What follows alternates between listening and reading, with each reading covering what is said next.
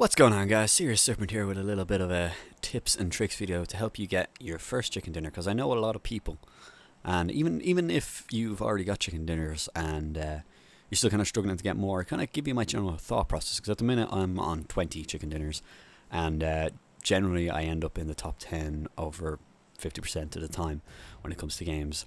So I want to kind of give you a general rundown of what I kind of do and my general thought process to get to that point. So starting off, right, we want to what playstyle are you going for? Because there's kind of subdivisions of playstyles, but there's generally kind of two types of players. So there's the line, which is the type of player who engages when they need to. They kind of generally move slow, methodically, kind of have a planned kind of approach of attack when it comes to any kind of engagements, and generally the ones that are kind of sneaking around, and that's kind of what I kind of prefer to do. Though sometimes I do this other type, which is the rhino, and that's basically just charging through. You drop in to high populated areas. Your general idea is to try and kill as many people and get as much loot as possible.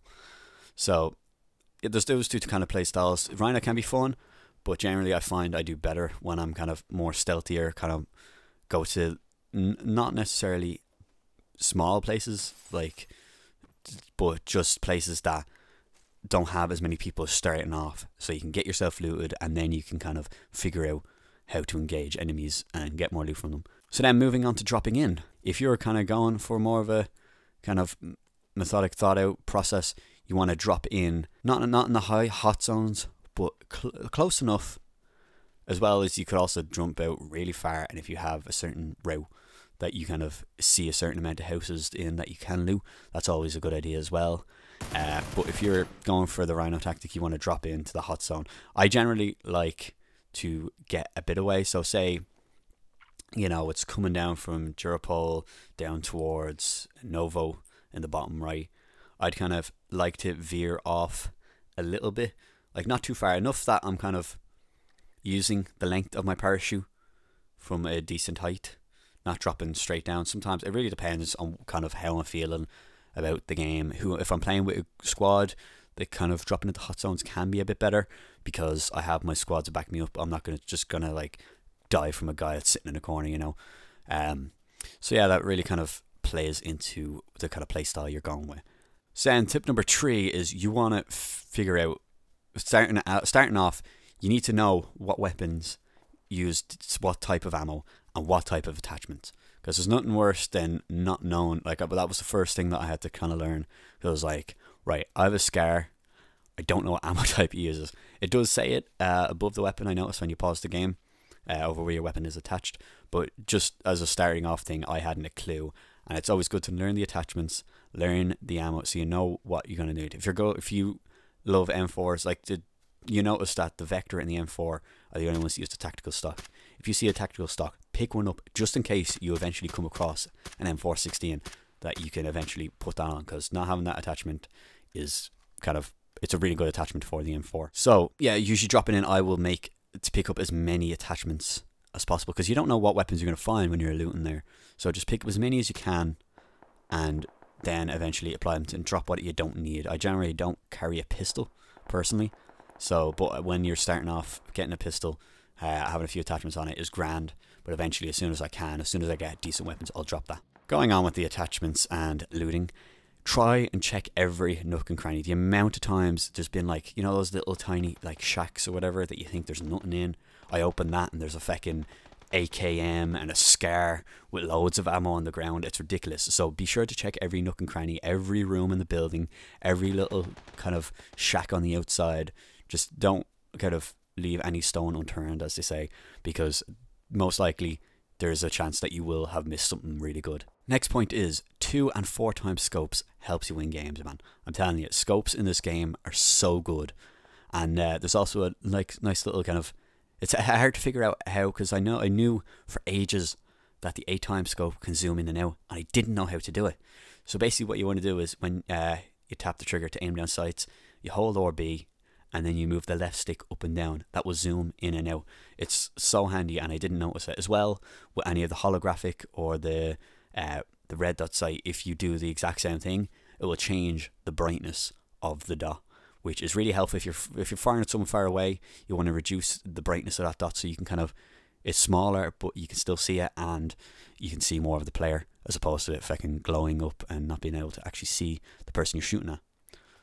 So be sure to use them. Be sure to get yourself as many scopes as possible. Generally a variation, so you don't really want 2-4 times.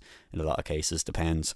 If I do have, like, say a SCAR and an SKS, but they both 4 times, that's okay.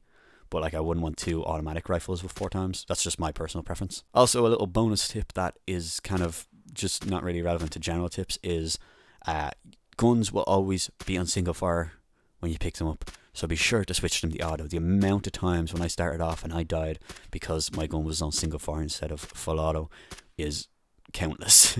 it's so silly and so stupid. I don't know why the guns aren't automatically on auto and then you switch them to single, but I don't know. Next point is weapon combos. So you want to see, depending on what loot you can actually find, you want to vary the types of weapons. Generally, I like to take 2 different ammo types of weapons. So I generally would never like run an M4 and an M16 or an M4 and a SCAR. So I'd usually I would, however, run a Mini 14 with a SCAR or an M4, just because Mini 14 is considered a sniper rifle, so the different attachments and just the general range of it can be a lot better. There's a lot more control in it as well.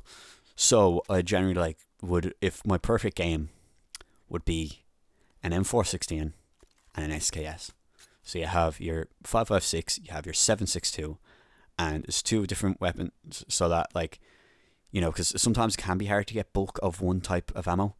So having that little variation, you know, you come across someone, you kill them, they might not have 5.56, but they might have 7.62, or vice versa. So it's always good to have a different, starting off, dropping in, I always tend to try and, if I can, get an SMG and a shotgun. SMGs and shotguns are really good starting off, as you're kind of going to be in little close quarters, until eventually you do find a assault rifle. And then in that case, I'd probably drop the shotgun generally. I don't know, it depends. I do like to have a UMP with a good amount of ammo, and I generally get a load of attachments for that, so it's nice to kind of have. Moving on to the next point, after you're done looting, you've done your bit of looting, I wouldn't spend too much time looting. That's the biggest thing for a lot of people. I noticed a lot of my friends, they'd spend ages looting, like they'd nearly get into the blue zone because of looting, and it's not worth it. So you want to start planning your route. As soon as you see that where that circle is, you want to know, okay, right, I have this much time to loot. If I can get a vehicle, you know, it's generally, if you're in squads, it's good that one person goes off to get a vehicle, comes to you, and then you all kind of loot in that area. When you're done looting in that area, get in the vehicle, get moving. That's the worst thing. This game is all about having your awareness. You know, looting is fun and it's nice to get all this deadly loot, but you know, if you're not aware and someone sneaks up behind you and kills you, or you know, you have to stupidly run into a place, or you have to get dying from the circle because you didn't plan your route in time, you know, it's going to be worthless. So it's better to get a decent amount of loot, kill other players, get more loot from them, you know, from those that did spend extra time looting or just got lucky, and then, you know, their shit is yours basically. So you want to plan your route. You know, what I generally like to do is I wouldn't go straight into the center of the circle. That's a lot of, it depends, really kind of personal preference, I guess. But I generally like to stick around the edge of the circle, but not too much. You don't want to have the blue to your back. Okay, if you're engaging enemies, you don't want to have the blue to your back, because that's just another enemy that's going to come up and bite you in the ass while you're engaging a fight. Because sometimes those fights can go on for like 5 minutes. You're trying to, like, you know, you're just having an intense battle and you're trying to kind of flank around each other, and that blue zone is not going to stop coming in. So you need to really kind of plan where you're going. I go not at the edge, but a decent bit in, and try and find a building or compound or something kind of where you can kind of chill out for a minute, wait for the circle to come in, see if there's any players around, and plan your kind of next push into the circle. Also, kind of reversing back to attachments, you want to try and, if you find a silencer, fecking use that thing. Silencers and flash hiders will save your life so much. The amount of times I've seen people in the distance merely just because they're shooting at someone and I can see the flash of their weapon. It helps so much, especially silencers. You know, the volume of your shots are reduced. It can be harder for people to figure out where you are, and you know, because the distance of the sound of it doesn't travel as far as just a crack of someone actually firing unsilenced. And then the flashlighters, just in general, if you're firing at range, it will be hard for people to figure out where you are, because that's the thing, you don't want people to know where you are. It's the biggest point of this game. You know, if they don't know where you are, they don't know what to do, they panic, you get the kill. Right, so you're making it way, you're getting into the closer circles, you know. People are starting to come in, there's around 30 to 50 people left. You know, you want to, when you're looting as well, keep checking for smokes, stuns, frags, and I don't really like Molotovs personally, but they can be good against people inside buildings. But, you know, when it comes to those last circles, you know, if it's in a big open field, you're going to need them smokes. You need to cut off other players' line of sights. You know, you need to stun them to get the advantage up on them. You stun them, you can kill them. You know, as well with frag grenades, you know, you're getting really close. You know the enemy's in that direction. You don't want to stand up because he's there with his mate. And if you stand up, you're getting riddled. So, you cook a grenade. Always cook your grenades. Throw it. Bam. You're just after killing 2 people. Maybe even getting yourself a chicken dinner. You know, it's the importance of grenades in this game. They aren't utilized as much as they should. So, you know, be sure to use them. And one of my last tips, and one that has frustrated me and been the end of my games and taking me away from a chicken dinner so many times, are guys in vehicles. Is all seen it coming. I despise those people who drive around in vehicles towards the end of the game and just try and run everybody over. So be sure to prepare for them. Move from cover to cover. Always be near cover. If you see a guy in a vehicle, with the last patch, vehicles are much more vulnerable to guns. So be sure to feckin' light him up. Because there's nothing worse. I had a situation where I just went mental about people being on cars. And it was because I was in the field between Pachinki and I think it was Pachinki.